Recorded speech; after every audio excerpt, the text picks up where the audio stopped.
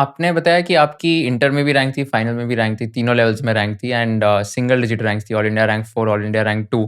तो आपके हिसाब से what differentiates a rank holder versus a non rank holder? ऐसे क्या ट्रेट्स होते हैं या क्या हैबिट्स होते हैं जिसको एक किसी को रैंक लाने में हेल्प कर देखो, सकती है? फ्रेंकली मैं कहूँ तो rank is a question of your destiny. मुझे याद है मेरी फाइनल में रैंक 2 थी। मेरे साथ एक लड़का था राजेश खन्ना, हीरो नहीं, जो Rajesh Khanna, I think I just learned he was from he joined Arthur Andersen and then some big company. तो राजेश खन्ना बहुत लेबोरियस था। उसने ऑडिटिंग, एक सब्जेक्ट होता है ऑडिटिंग, हमारे ज़माने में 7 पेपर होते थे। अब 8 हो, अब तो मतलब चेंज हो गया सारा, और 7 पेपर लगातार होते थे। और मुझे याद है 20 अक्टूबर 1986 में मैंने अपने सीए के पेपर देने थे 1 नवंबर से। तो 20 अक्टूबर 86 को मैंने देखा, मुझे ऑडिट, मैंने कुछ नहीं किया था और 11 दिन बचे थे। अब मैं ऑडिट कैसे करूं? मैंने अपने दोस्त से बात की, जिसकी मैं बात कर रहा था अभी। उसने कहा एक काम कर, एक दुक्की आती है, दुक्की मीन्स जो क्वेश्चन आंसर्स आते हैं ऑडिटिंग पे, वो ले आ। मैं ले आया। उस समय फोन वैसा होता था, ब्लैक फोन जो हाथ से मिलाते हैं। कहता किताब खोल, बोल जय माता की। मैंने कहा जय माता की। मैंने किताब खोली। कहता 2 क्वेश्चन आ गए, वो टिक कर ले। ऐसे 11 बार कर और जो क्वेश्चन आया रट ले। तो मैंने 22 क्वेश्चन याद किए और किस्मत की बात देखिए, मैं ऑडिटिंग में पास हो गया और मेरी ऑल इंडिया रैंक 2 आई। और जो मेरा दोस्त था राजेश खन्ना, उसने ऑडिटिंग के पूरे 1100 पेज किए थे। उसके ऑडिटिंग में आए 52 मार्क्स और रैंक 1। मैंने कहा देख यार, जो भी है, जीता तो मैं ही हूं, मुकद्दर का सिकंदर मैं हूं। तो देखिए, मिसगाइड मत हो जाइएगा बच्चों, कि आप भी जय माता दी करके 11 बार खोलें और वो याद कर लें। तो ये किस्मत होती है। तो मैंने कहा रैंक मेरे हिसाब से किस्मत होती है, कि जो आपने किया है वो आ जाता है, और जो आपने छोड़ा है, कई बार किस्मत इतनी खराब होती है, जो छोड़ के गए वही आ गया। तो rank I think is yes, मेहनत भी होती है और किस्मत भी होती है। मैं हमेशा कहता हूं कि जो जीवन है हमारा, ये एक रथ है। कृष्णा इसके सारथी है। Krishna means Lord Krishna.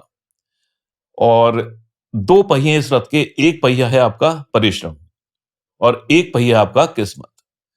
जब तक दोनों पहिए नहीं चलेंगे, चाहे लॉर्ड कृष्ण सारथी हो, रथ नहीं चलेगा, मेरा मानना है। Wow!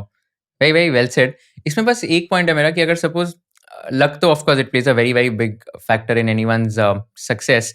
But I also feel कि अगर कोई ज़्यादा मेहनत करता है तो I think hard work is directly proportional to luck. Like luck is directly proportional to the amount of hard work you put in. अगर आप सीए स्टूडेंट्स को एडवाइस करना चाहोगे कि अगर उनको रैंक के लिए एम करना है या तो अच्छे मार्क्स लाने हैं, तो ऐसे क्या चीज़ें उनके दिमाग में रखनी चाहिए कि 3-4 टिप्स कि ये अगर फ़ॉलो करोगे तो आप क्लियर कर लोगे आपके एग्ज़ाम्स? मेरे ख्याल से एक रेगुलरिटी होनी चाहिए स्टडीज में। नंबर 2, जो आप पढ़ रहे हैं उसे रटे ना, क्योंकि आज मैं देख रहा हूं जो बच्चा है रट रहा है सब चीजें, और जो कोचिंग इंस्टीट्यूट है वो भी रटा रहे हैं। So we are not able to produce the quality CS. आज देखिए, लोग कहते हैं कि सीएस को जॉब नहीं मिल रही।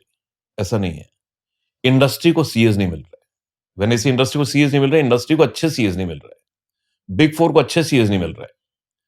तो ये जो बच्चे शॉर्टकट होके पास हो जाते हैं, मतलब they are spoiling their career, और तभी इन बच्चों को जॉब नहीं मिल पाती है। तो मेरा तो यही क्या कहते हैं, आपको एडवाइस है बच्चों को, कि जो पढ़ें, ढंग से पढ़ें, प्रैक्टिकल लाइफ को देख के पढ़ें, ये सोच के पढ़ें कि आगे से लाइफ में यूज करना है। पेपर क्लियर करना is not the only motive. Hmm. And आपके एंटायर सीए जर्नी में ऐसा कोई फेज़ आया था जहाँ पर आपको लगा कि this is something which is not meant for me, अभी मेरे से पढ़ाई नहीं हो पा रही है, and how did you tackle that? तो क्वेश्चन मुझे आज भी रात को सपने आता है। मैं मतलब 86 में मैंने क्वालिफाई किया था, नवंबर 86 में। मुझे आज भी सपना आता है कि मैं सी एग्जाम में फेल हो गया। So this is a terror state of mind, कि आज से 34-35 साल, मतलब 40 हो गए, 40 साल पहले उस एग्जाम का इतना डर था कि मुझे आज 40 साल के बाद भी सपना आता है कि मैं एग्जाम देने जा रहा हूं, कभी पेन टूट गया मेरा, कभी रोल नंबर रह गया घर पर। तो this is state of mind. तो डर रहता था, और आज भी उस डर के सपने आते हैं। तो डर हर चीज का होता है जब आप सक्सेस को एम करते हैं, क्योंकि मेरा एम था कि मुझे सीए क्लियर करना है, क्योंकि मुझे फाइनेंशियल प्रॉब्लम्स थी। सो मतलब I had no alternative but to clear the CA.